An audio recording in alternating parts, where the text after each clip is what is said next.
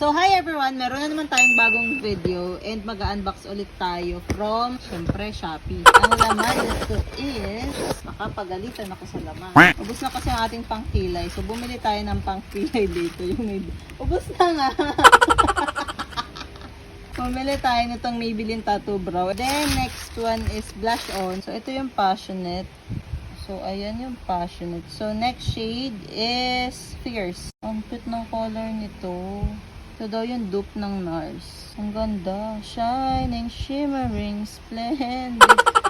Parang di mo na kailangan ng highlighter dito. Itong Fit Me na Matte Plus Poreless. Ibang variant na to kasi doon sa ginagamit ko before. Ang cute! And sobrang natutuwa ako kasi pink po ang dumating sa atin. Update ko na lang kayo or magpo-post na lang ako once na na-review ko na siya. And for now, thank you for watching. And see you again on my next unboxing. Bye-bye!